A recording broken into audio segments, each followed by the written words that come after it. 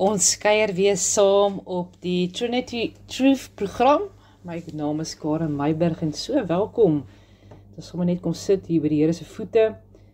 En die titel van hierdie oomblik is Genade en barmhartigheid, die twee kante van God se liefde. Hebreërs 4 vers 16 sê: Laat ons dan met vrymoedigheid na die troon van genade gaan, sodat ons barmhartigheid en genade kan ontvang om ons te help op die regte tyd. God se liefde is so groot, dit is te groot om heeltemal te verstaan. Ons weet self, elkeen by onsself, hoe reageer ons wanneer iemand ons seer gemaak het, wanneer dit vir jou voel of 'n geliefde nie na jou luister nie. Ons weet hoe reageer ons en wat gaan alles te deur ons gedagtes en waarmee sit ons en stoei ons. Maar hoor gou hier God se genade en sy barmhartigheid in die woord. Nou Petrus, een van Jesus se naaste disippels, het met groot vrymoedigheid en selfvertroue verklaar dat hy Jesus nooit sal verloon nie. Maar toe die druk kom, het hy 3 keer gesê dat hy Jesus nie ken nie. Ons lees dit daar in Lukas 22 van vers 54 tot 62, lees ons daai stukkie. Sê ook daar, hy het bitterlik gehuil toe hy besef het wat hy gedoen het. En dan het hy gevoel asof hy God onherstelbaar teleurgestel het.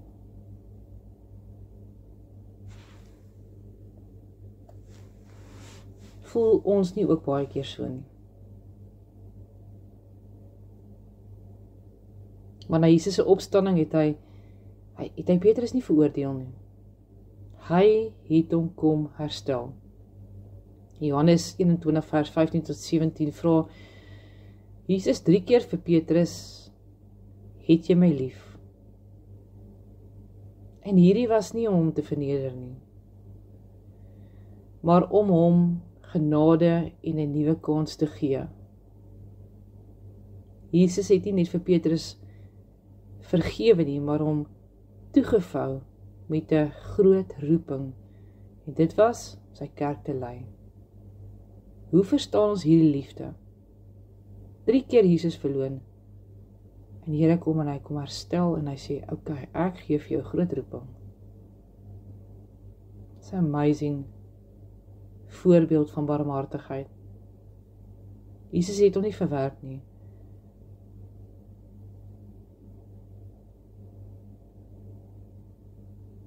Dit wys jou as, selfs al faal ons, God sal ons nie los nie.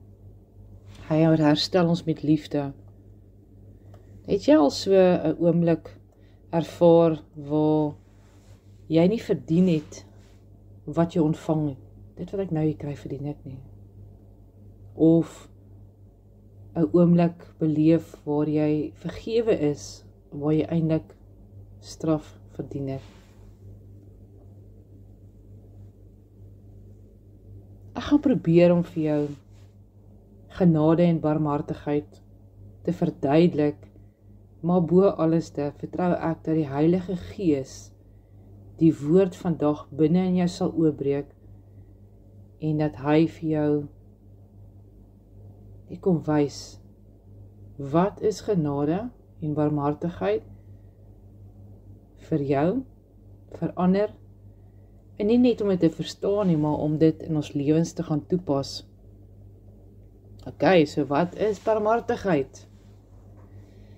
Nou, barmhartigheid, in Engels is dit mos mercy and grace.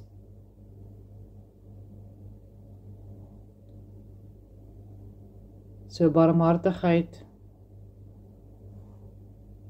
kan ons sê in sekere kontekste is dan soos grace. Sy definisie daarvan is wanneer God ons nie straf vir wat ons verdien nie, Want dit is sy medelee en vergifnis, sy compassion vir ons. En dan 'n voorbeeld in die Bybel, Psalm 103 vers 8 tot 10 sê die Here, hy sê, die Here is barmhartig en genadig en lankmoedig en vol liefde.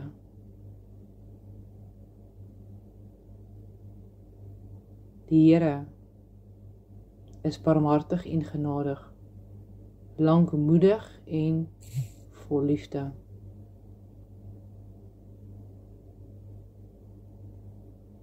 Psalm 103 se beskrywing van God se barmhartigheid en genade word weerspieël in die verhaal van Jona in Ninive. Nou, ons weet pas Jona was gestuur na Ninive om te waarsku dat hulle vernietig sou word as hulle nie hulle sondes bely nie. Maar toe die mense berou toon en hulle harte na God draai, het hy sy woede teruggehou van hulle af en hulle nie gestraf soos hulle verdien het nie. Ek herhaal weer, Psalm 103 vers 8. Die Here is barmhartig en genadig, lankmoedig en vol liefde. En dan die ander kant, Hebreërs 3 vers 15, sê die woord van God, vandag, vanaand, vanmiddag, agtermiddag, op die oomblik wat jy hierdie woord hoor, sê daarso, vandag as julle my stem hoor, verhard julle harte nie, soos in die rebellie nie. So hierdie vers is 'n oproep tot gehoorsaamheid en nederigheid. So genade is nie iets, barmhartigheid is nie iets wat ons goedkoop kan maak nie. Ek sien altyd dat die Here trek het soos 'n koepel om ons, om onder daai koepel verander en genees te word.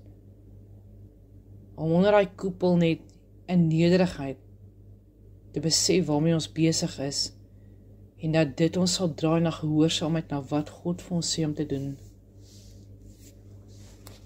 So vandag as julle sy stem hoor, verhard julle harte nie soos in die rebellie nie. So hierdie vers is 'n oproep. Dit is eintlik 'n opdrag tot gehoorsaamheid en nederigheid. Want dit herinner ons daaraan dat wanneer God praat, ons moet luister en reageer, eerder as om ons harte te verhard. Nou julle hoe die Israeliete in die woestyn gemurmureer en God se leiding soms verwerp. Nou julle, God weet altyd die beste, al weet ons nie wat die uitkoms is nie. Die presiese blueprint uitkoms wil ek amper vir jou sê. Het sal 'n goeie uitkoms wees, want God is 'n goeie God. Maar kom ons gaan 'n bietjie terug na Jona toe. Wat dink jy sou gebeur het as Jona die eerste keer gehoorsaam was toe God hom die opdrag gegee het? Hy maak nie 'n fout nie. Jona was ongelukkig oor God se genade. Want dis God se genade wat 'n stad wou red. Maar dit het nie oor Jona gegaan nie. Dit het gegaan oor wat die doel wat God wou bereik het. God leer vir Jona dat sy liefde groter is as menslike oordeel. Dit wys dat God lankmoedig en vol liefde is en dat hy nie vir altyd woedend bly nie, maar eerder vergifnis 'n nuwe kans gee.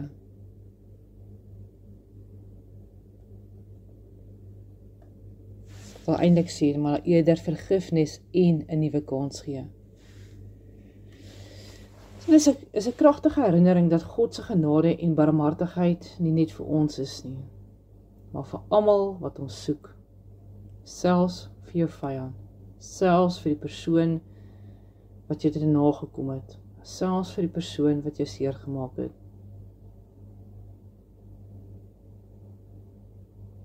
So hoe pas jy hierdie beginsel in jou eie lewe toe? Kom ons raak net so 'n bietjie stil. Hoe pas ek die genade wat God oor my lewe het wat ek nie verdien nie? Hoe pas ek dit toe in my eie lewe teenoor ander mense?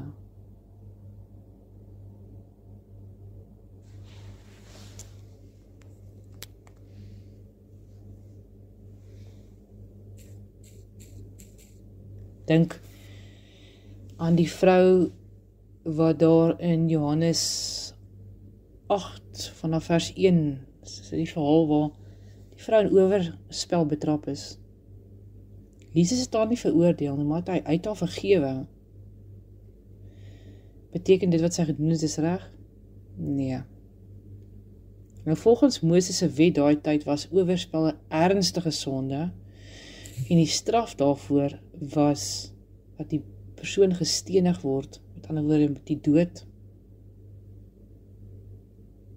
Die Fariseërs het die vrou wat in oorspel betrap was na Jesus toe gebring om te toets. Sou hy haar veroordeel het volgens die wet of sou hy haar vergewe het? Nou Jesus se reaksie in Johannes 8 vanaf vers 1 tot omtrent hier by vers 11 is 'n kragtige demonstrasie van barmhartigheid. Hy sê, laat die een wat sonder sonde is, die eerste klip gooi. En die aanklaers daarom al besef dat niemand is sonder sonde nie, en hulle loop weg. Jesus sê vir die vrou, ek veroordeel jou ook nie. Gaan en sondig nie meer. Dit beteken, gaan, vandag nog, stop waarmee jy besig is, en sondig nie meer nie. Partykeer is ons daai vrou in die middel, en partykeer is ons die wat die klip wil gooi. En daar's twee maniere om weg te stap van iets af. Die een is, ek veroordeel, ek staan met 'n klip in my hand, en ek veroordeel die een in die middel. En ek stap weg met veragting en hoogmoed, terwyl ek sonde in my eie hart het. Of ek staan daar met 'n klip in my hand, en ek sit die klip baie vinnig neer. En ek stap weg van die Here, ek stap weg van veroordeling, binne in U in, en ek vra Here, die sonde wat binne in my is, asseblief Here, kom was my skoon, kom wys vir my. Soos weer dan uit sy barmhartigheid het die Here haar nie veroordeel, die vrou nie, al het sy verkeerd gedoen. Hy gee haar 'n nuwe kans, moedig haar aan om 'n ander pad te vat, die regte pad. Hy wys haar liefde en genade eerder as straf. Dit leer ons dat barmhartigheid nie sonde goed praat nie, maar dit 'n kans gee vir herstel, net soos wat Jesus nie veroordeel het nie. Moet ons leer om mense met liefde en genade te hanteer, selfs wanneer hulle foute maak. God herstel ons van skaamte en skuldig na skoon en onskuldig. Dit is wie Jesus Christus is. Die wet van Moses het dood gebring.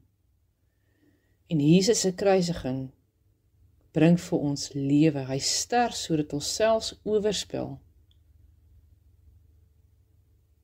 nie meer vir ons dood bring nie. Dat ons kan stop waarmee ons besig is. En hy oorspel se plek kan jy dit waarmee jy besig is, wat nie in lyn is met God se woord, jy kan dit daar sit.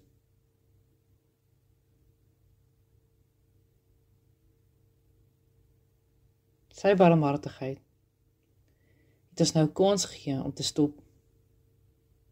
En dat ons in hy lewe in oorvloed kan stap, rein voor die Here, sonder skaamte.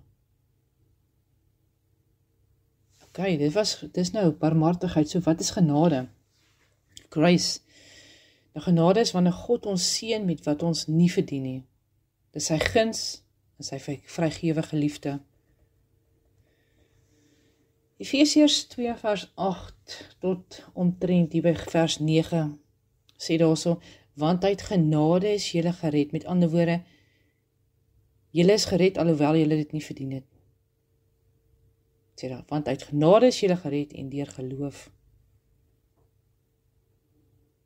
So dis 'n kragtige verklaring van hoe ons redding eintlik werk. Want uit genade is julle gered deur die geloof, en dit nie uit julleself nie, dit is die genade van God. Nie net uit die werke nie, sodat niemand mag roem nie. Hierdie woord herinner ons dan dat redding is 'n geskenk van die Here af. Dit is nooit iets wat ons kan verdien oor dat ons oulike goedjies en dade doen nie. Dit gaan altyd oor die toestand van jou hart.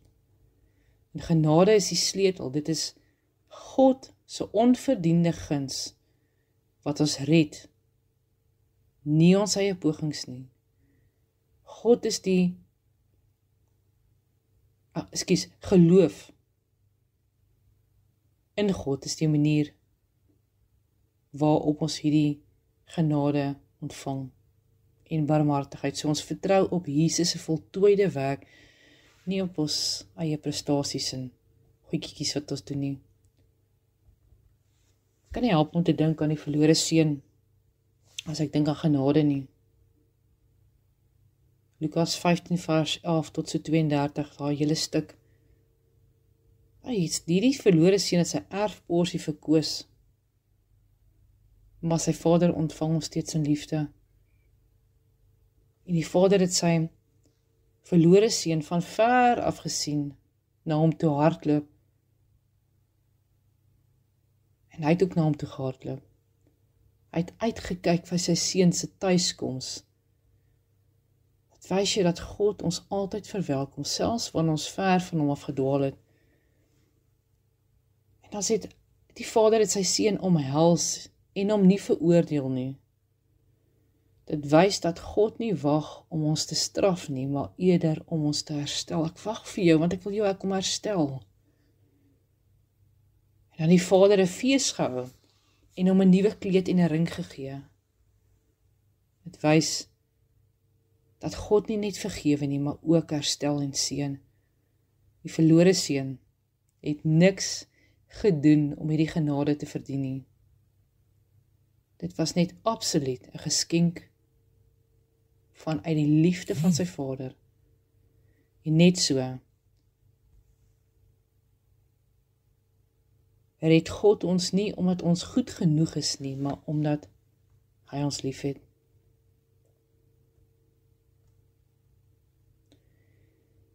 So hoe leef ons dan vanuit 'n plek van genade? Deur dankbaarheid, afhanklikheid van God en dan genade betoon aan ander. Nou genade en barmhartigheid werk saam, want genade weerhou die straf en barmhartigheid skenk ons die seëning. Dis byvoorbeeld soos 'n regter, hy kan 'n krimineel vergewe met barmhartigheid, maar dan ook 'n nuwe begin gee met genade. Romeine 5 vers 8 sê, maar God bewys sy liefde vir ons daarin dat dat Christus vir ons gesterf het, terwyl ons nog sondaars was. Ek gaan net weer herhaal. Maar God bewys sy liefde vir ons daarin dat Christus vir ons gesterf het, terwyl ons nog sondaars was. So ek gaan weer vir jou net 2 vrae vra, en ons net 'n bietjie mooi dink daaroor voordat ek afsluit met gebed. Waar in ons lewe het ons barmhartigheid ervaar, dat die Here vanoggend vir ons net wys, het ons al vir ons gesê dankie daarvoor. Dankie, dankie, dankie Here. Dankie, dankie, dankie Here, vir elke plek van barmhartigheid. En dan hoe kan jy God se genade elke dag bewustelik uitleef? Here, kom wys ons. Here, kom wys ons.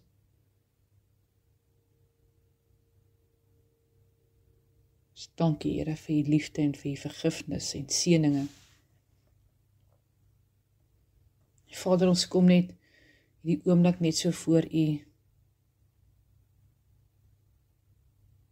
met nederige harte, bewus van ons tekortkominge en sondes. Here, U ken elke gedagte en elke daad en elke woord wat ek spreek. En tog, Here, toon u barmhartigheid. Here, ons bely. Daar waar ons fouteer het. En aan die paaie wat ons kies, wat nie altyd die goedkeuring wegdra nie. En Here, ons vra, vergewe ons asseblief. Elke afdraaipad.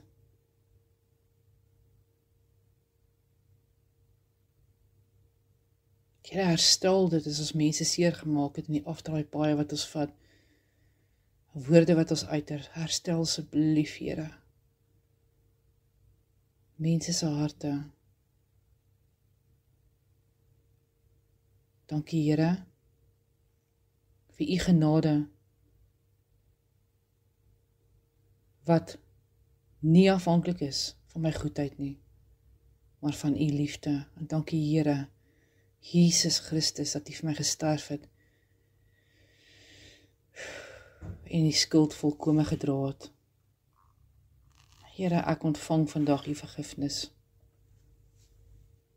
met opregte hart, en ek vra, dat u my hart, ons harte, en lewe sal reinig.